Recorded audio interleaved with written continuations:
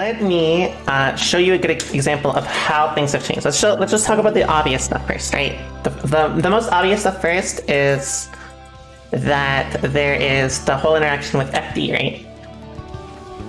There's this. So there's going to be a lot of situations where this comes up, right? This is like the big struggle thing, right?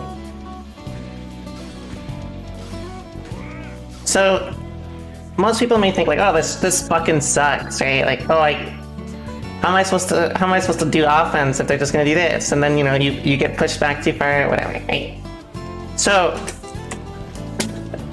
the thing about things like this, there are a lot of essentially one thing that I like about this update is essentially it allows people to interact more with offense, and this is where you can show your skill as a player a bit better.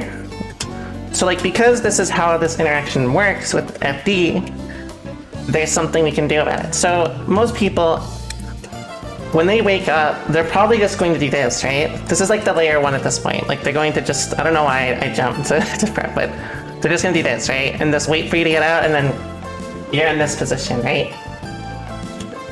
But here's the thing. So when this sort of thing happens, it enables you to do, there's two obvious situations. So it obviously, first of all, if they're looking to FD you can just throw them, okay? No matter what, if you represent the option of if they represent this that hard, where they're just like, sitting there and doing nothing, even something like this is like, it's gay. That's how you deal with it, right? You show like you essentially show like you just don't represent an option, right? It's obvious in that way. That's like basic strike throw, right? You think they're going to block, you throw them. You think they're gonna mash, you strike them. You frame cap them. But with how this changes, it's a lot more valid to use like something like this, right? Most stronger players especially, they may like do something like this, right?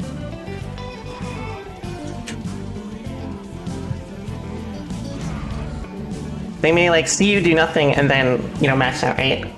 So here's the layer 2. This is actually how, if you're familiar with Soul's offense, then, or especially if you're used to Soul's offense in previous games, then you'll understand this is essentially how he plays offense now. It's not that different. So let's say that interaction happens. You sit there, you do nothing, and they're holding FD. By doing a strong frame cup or like a strong delay button, like, like this, it forces them to not autopilot and also interact with you more depending on how you represent the option. Essentially, you have to understand the biggest thing about strike throw offense is that no matter what, they're committing to an option that will lose to something. Likewise, they're committing to an option that will win against something. So it's not necessarily like, it's not necessarily a matter of like, how do I open them up when like you can just do this? It's how creative you can be with it. So think about how you can abuse the fact, like abuse their reactions, right? An obvious one is a common, like, again, this is a good example I gave, because like, if you do nothing in front of them, they're gonna mash out, right? They're gonna be like, what the fuck's he doing, right? What's this Soul player doing? But at the end of the day, this is actually one of the most powerful things you can do as a strike throw character. Just represent nothing. Because like, one, if you're in this sort of position, like let's say you're here, right here. It sucks, that's what you have to do. That's all there is to it. It doesn't matter if it sucks, it doesn't matter if it's good, you have to do it. And representing options like this is how you get good at playing against strike throw characters. Because you have to represent things like this. You have to abuse the fact that they're going to react.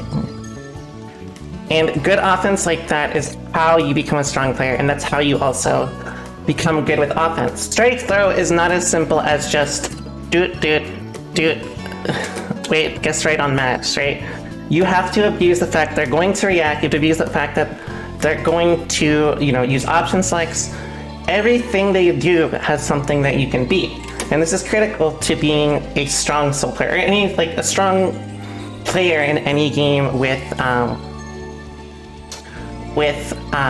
strike throw. Like, if you play a strike throw character, this sort of thing is essential, right?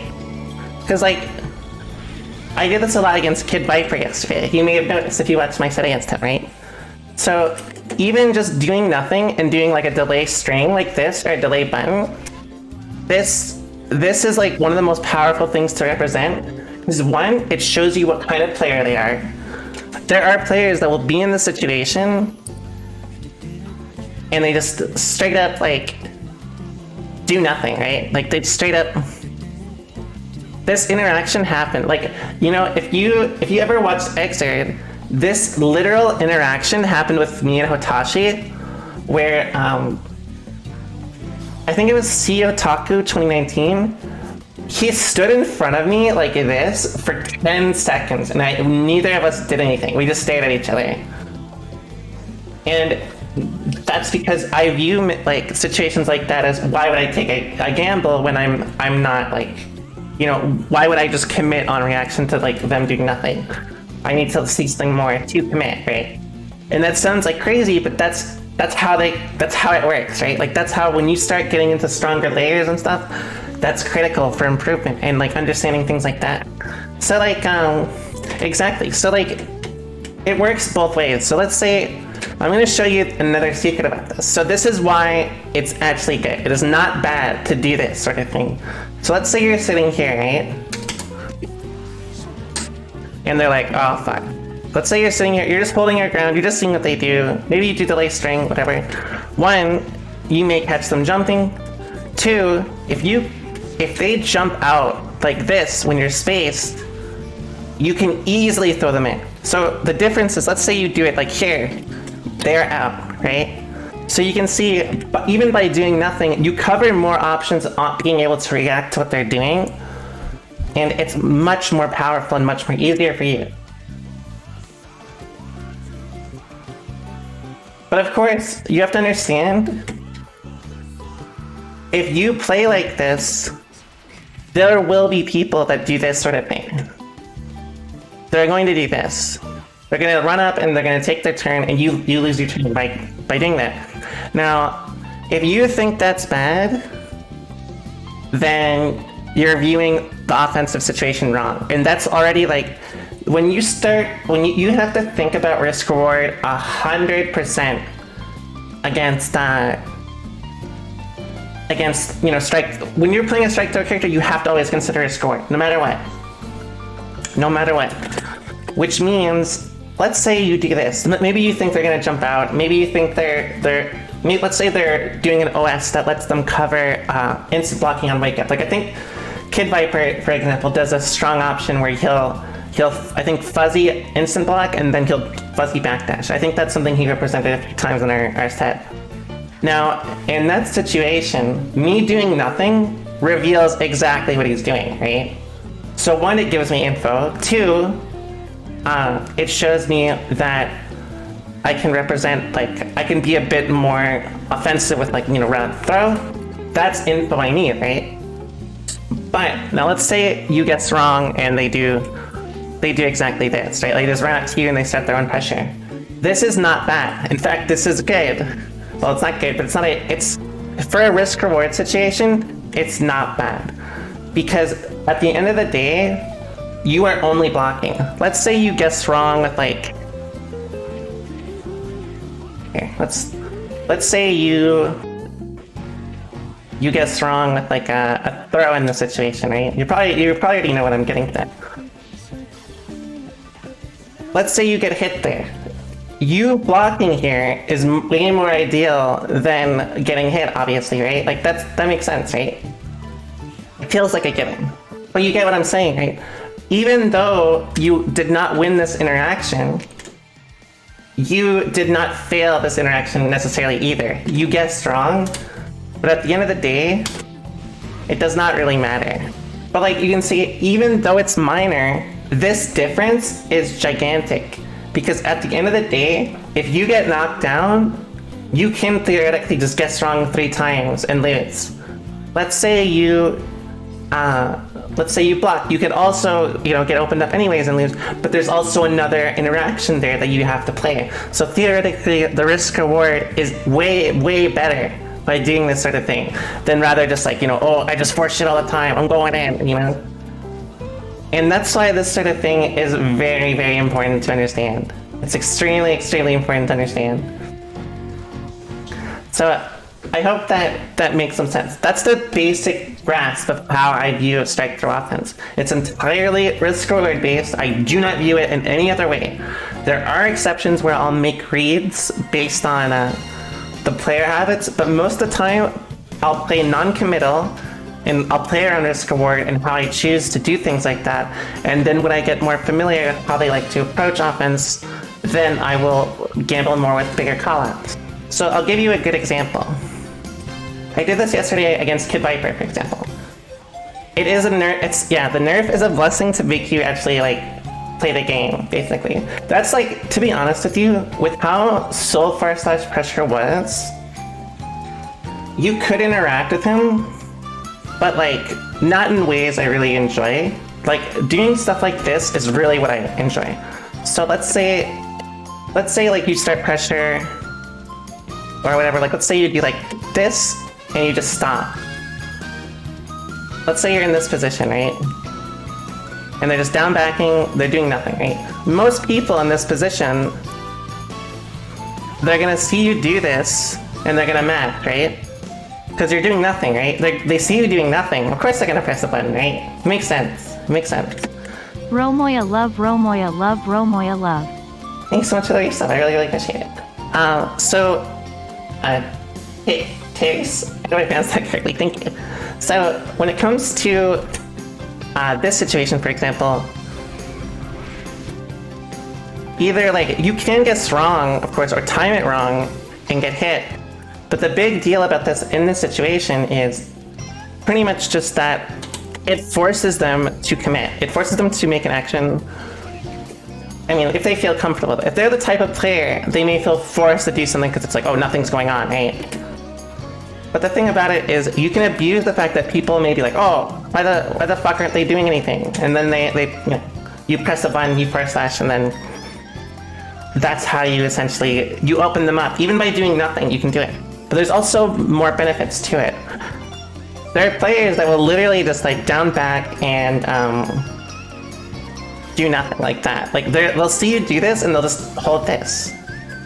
Now, the reason why this is especially important is because of FD, right? So now FD, most people are going to default to FDing /out, because I mean, you kind of should, right? If you just do this, then you're gonna eat shit, right? So you have, by playing like this, it also enables you to kind of bypass it, because if they just hold FD, then they're done. If they don't, then I mean, you can. I mean, you could just go ham on them. It gives you an idea of how they like to approach defense, how they like to approach offense, how they think about it, things like that, and it helps you understand a lot of people actually almost have a twitch reaction to situations like this, where they'll see you stand like this and they'll panic and they'll just press something. But then there are people that see you do this, understand what you're doing, and just do nothing. Or they may jump, or they may press a button, or backdash, or they'll do something unique. But it won't just be, oh, you're doing nothing and then instant match. And it's to the point where I can tell you, again, this is how you used to structure offense with Soul in previous games. There is a rhythm how people have almost a rhythm to how they like to press buttons. It's if you ever see me do let's see, this is on, oh yeah. If you ever see me do this, or get straight against this,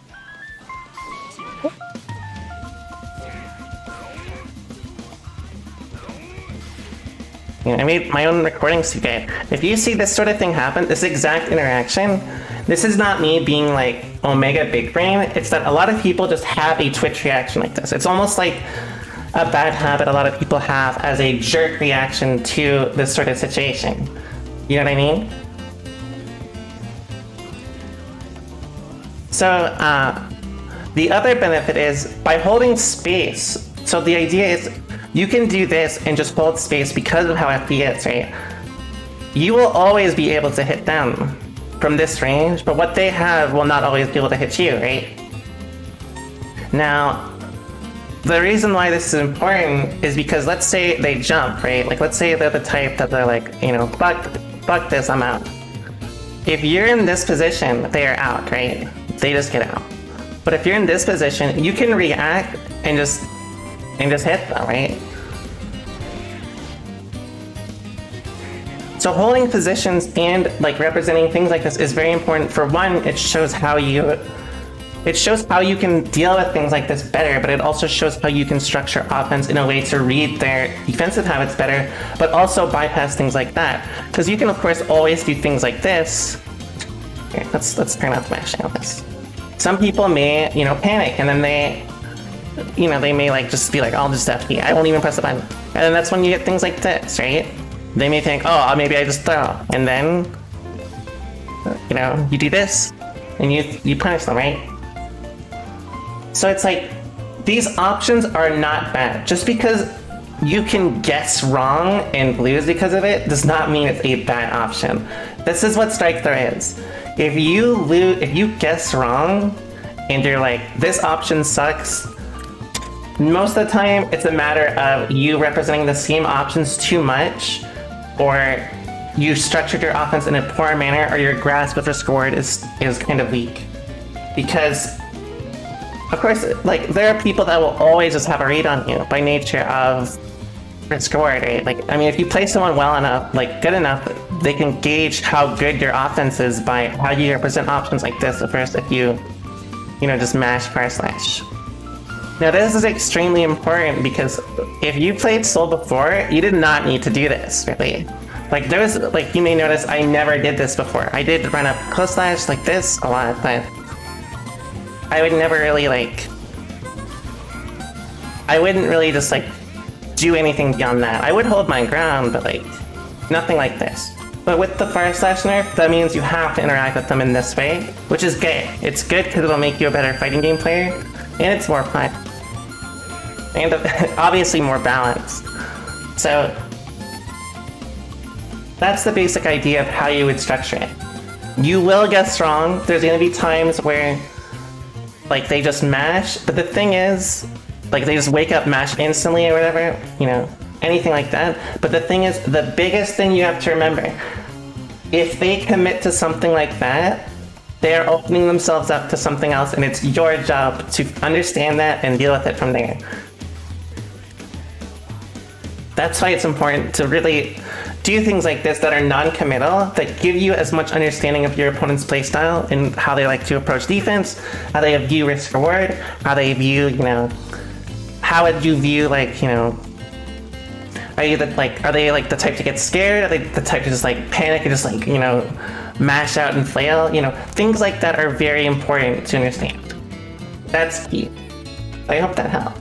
And the beauty of it is, if you play around like that, the harder they panic and gamble, the easier it is for you to play around it. So I know Omar said, obviously as a joke, I should reassign my Twitch reaction to DP instead of press a button. There are people that unironically will do that, right? But the thing is, that loses if you just do nothing longer. You know what I mean? So, as a strike throw character, some of the strongest things to represent is nothing. Just doing nothing is one of the strongest options you can ever represent. Because it's one, they don't know why you're doing it. They don't know where you're going. I think